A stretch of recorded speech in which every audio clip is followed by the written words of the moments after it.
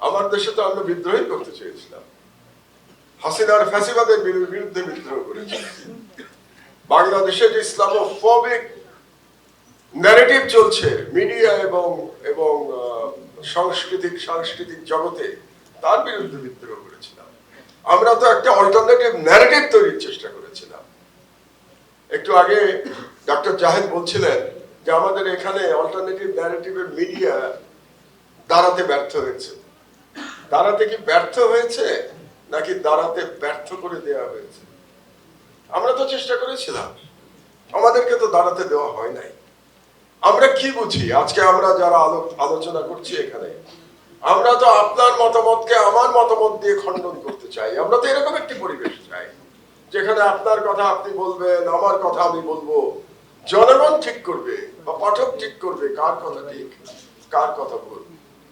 আপনি কেন আমাকে আমার কথা বলতে দেবেন না? আপনি তো আমার দেশকে তার কথা বলতে দেন না। একটু আগে আমার কলিগ বলল যে গত 11 বছর ধরে রাস্তায় রাস্তায় ঘুরে বেরিয়েছে, কই সমাজ তো আমাদের পাশে এসে দাঁড়ায় নাই।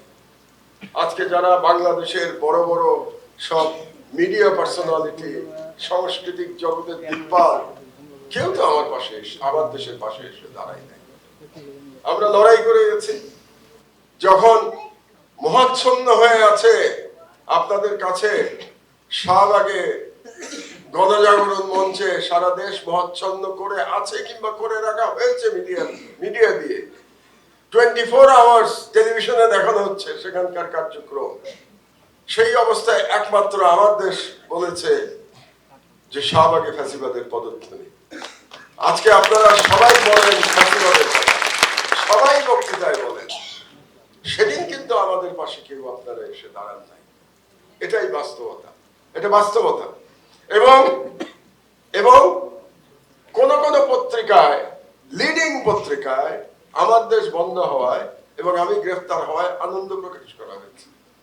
দিনের পর দিন টক শোতে বড় বড় দিকপালরা ডিফেন্ড করেছে শেখ হাসিনাকে যে আমার দেশকে বন্ধ করা কেন সঠিক কাজ ছিল। যে নজরুল যে কারণে লড়াই করেছিলেন সেটা আজও প্রাসঙ্গিক। এই জন্য নজরুল জুলাই বিপ্লবের জন্য প্রাসঙ্গিক। এই জন্য আপনারা দেখেছেন যে আজকের তরুণ সমাজ জুলাই বিপ্লবের সময় দেয়ালে দেয়ালে নজরুলের কবিতা লিখে দিয়েছে। কারণ নজরুল তো সর্বরকম অন্যায়ের বিরুদ্ধে,